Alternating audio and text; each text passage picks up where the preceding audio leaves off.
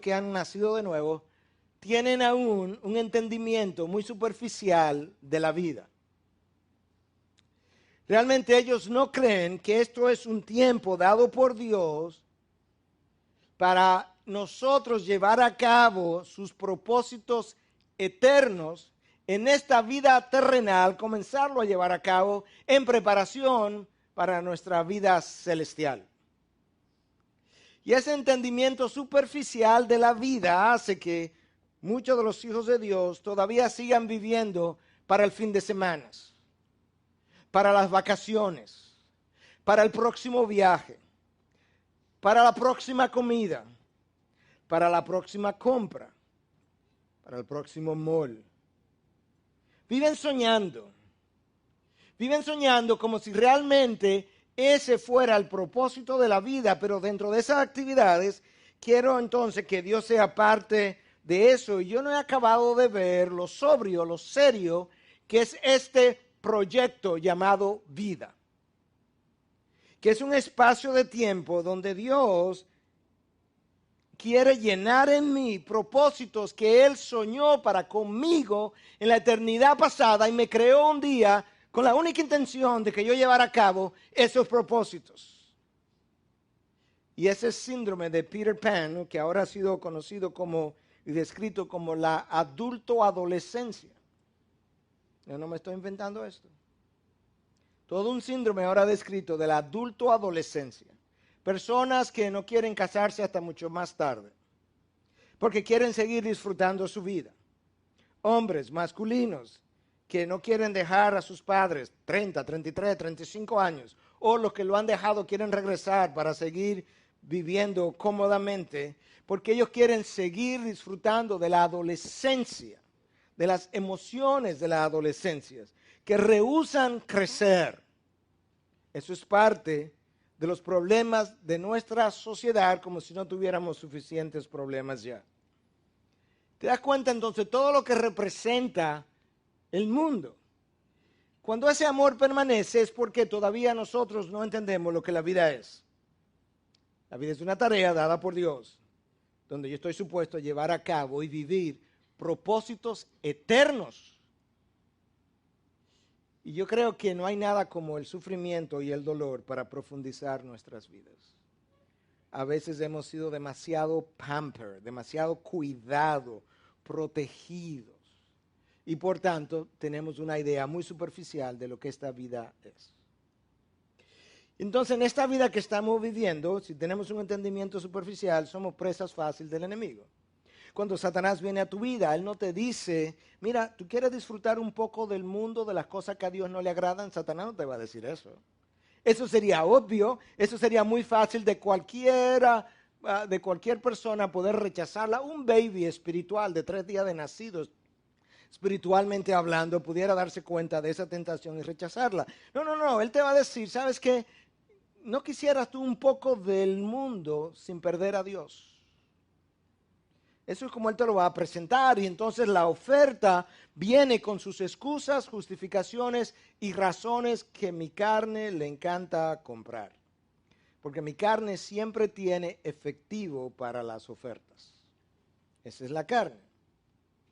No podemos pasar por alto que el mundo no es solamente ese mundo de la sensualidad que viene a nuestra mente cada vez que pensamos en él. No, el mundo es mucho más que eso.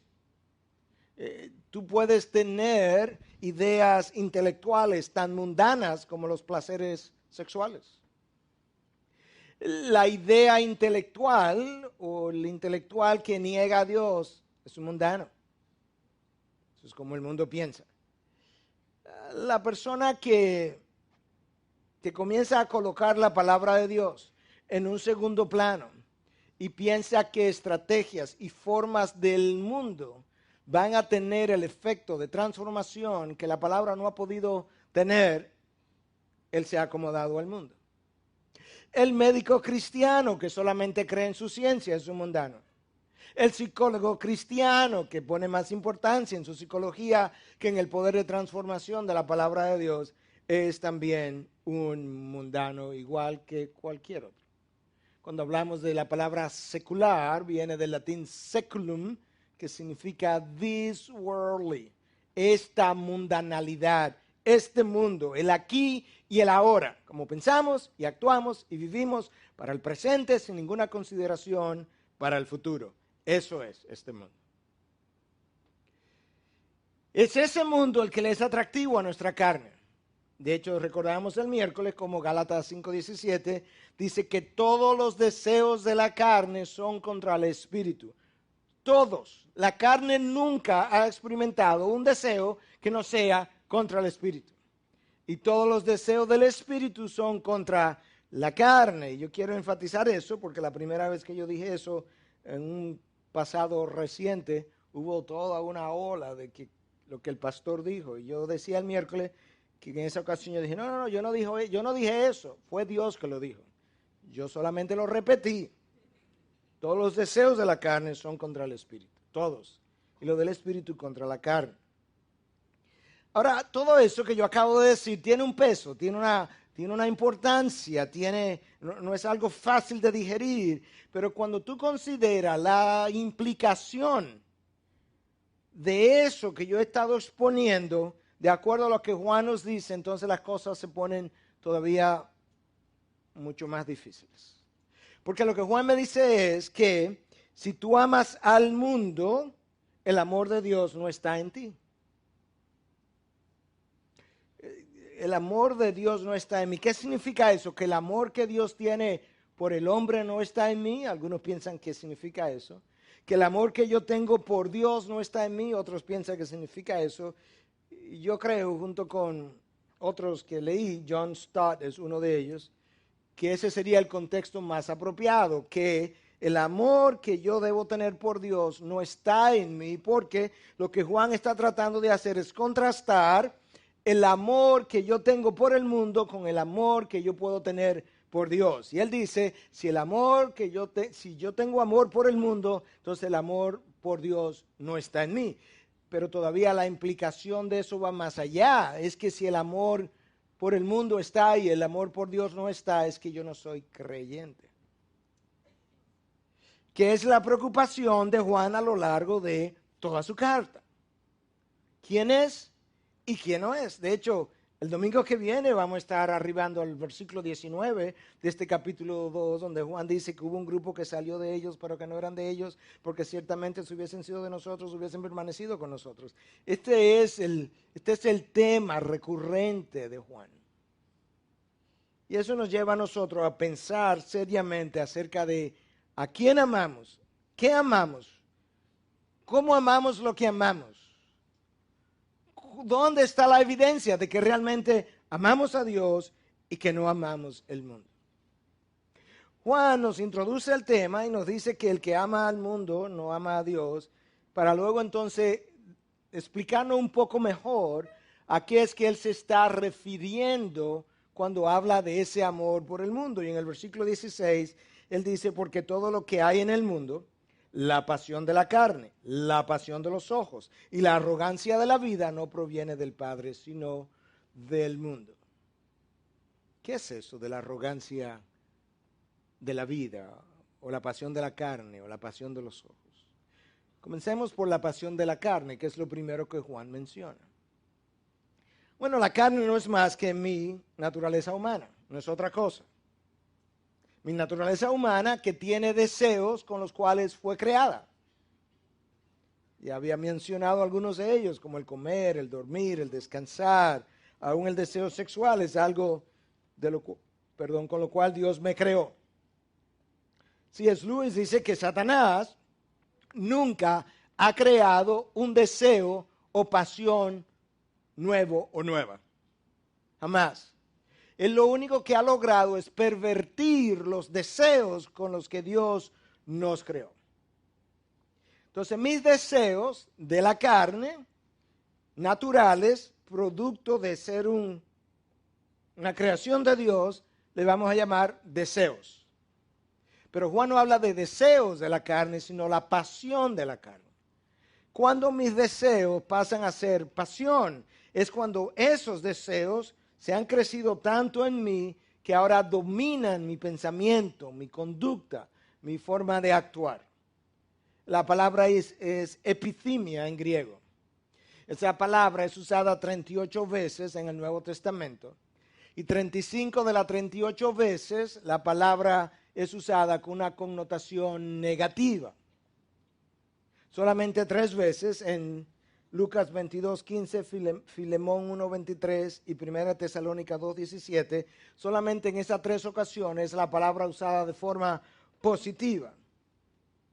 Pero para darle una idea, cuando yo como en exceso, cuando yo duermo en exceso, cuando yo descanso en exceso, eso es parte de la pasión de la carne, porque esas cosas han comenzado a controlarme, ya yo no sé dónde parar, y ahora esos deseos que se oponen a mi espíritu comienzan a debilitar los deseos que mi espíritu tiene por las cosas de Dios, y ya han dejado de ser deseos normales de la naturaleza humana y han pasado a ser pasiones pecaminosas. ¿Y qué es lo que permite que los deseos se conviertan en pasión?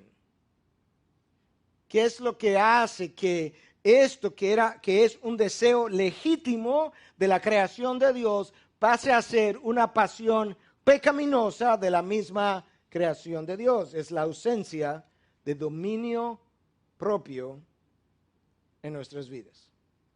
La ausencia de ese fruto del Espíritu, la ausencia de la cultivación de lo que es una vida en el Señor, donde el fruto del Espíritu se ha producido en mí de tal forma que ahora yo puedo contener mis deseos pecaminosos. Ahora yo no voy a ceder a mis pasiones. Ahora yo tengo el control para decirle no a lo que mi carne desea. Mi carne siempre deseará cosas. Lamentablemente, cuando mi carne la desea de una manera intransigente y me hace ceder a sus peticiones, eso es cuando mi deseo con el que Dios me creó pasó a ser una pasión pecaminosa, y de esa pasión de la carne Juan nos habla. Escucha al apóstol Pablo escribiéndole a los Corintios en su primera carta, capítulo 9, versículos 26 y 27. Por tanto, yo de esta manera corro, no como sin tener meta, de esta manera peleo, no como dando golpes al aire, sino que golpeo mi cuerpo y lo hago mi esclavo, no sea que habiendo predicado a otros, yo mismo sea descalificado. ¿Qué es lo que Pablo está diciendo? Pablo está diciendo que él reconoce que su cuerpo tiene deseos pecaminosos, pero yo no voy a permitir que mis deseos se sobreimpongan de tal manera que yo voy a golpear mi cuerpo. Va a haber ocasiones en que mi cuerpo va a querer comer y yo le voy a decir no. Va a haber ocasiones en que mi cuerpo va a querer dormir más de la cuenta y yo le voy a decir no. Va a haber ocasiones en que mi cuerpo va a desear, va a tener deseo sexual de intimidad, aún dentro del ámbito del matrimonio, que es la única forma legítima de hacerlo, y aún dentro de esa forma legítima habrá ocasiones en que tendré que decirle no y sentirme bien al decirle no. Primera de Corintios 7 habla de cómo en ocasiones el esposo y la esposa deben venir juntos de mutuo acuerdo y ponerse de acuerdo que se van a negar mutuamente la intimidad con el propósito de dedicarse a la oración. Los deseos de la carne se oponen al espíritu. Va a haber ocasiones en que vamos a hacer eso. Y Pablo dice entonces, por eso yo hago al cuerpo mi esclavo. Yo no soy esclavo del cuerpo. El cuerpo será mi esclavo. ¿Esclavo de quién? De mi dominio propio. De mi espíritu, de aquello que el Espíritu de Dios ha cultivado en mí. A eso es que Juan se está refiriendo cuando habla de la pasión de la carne. Los deseos desmedidos de la carne, incontrolados por mi espíritu, que terminan dominándome y haciéndome rendir culto al altar de la carne, o en el altar de la carne. Y Juan dice, eso no proviene de Dios. Los deseos normales de naturaleza humana, sí. La pasión de la carne no proviene de Dios. Luego él nos dice que la pasión de los ojos tampoco proviene de Dios. Ahora piensa por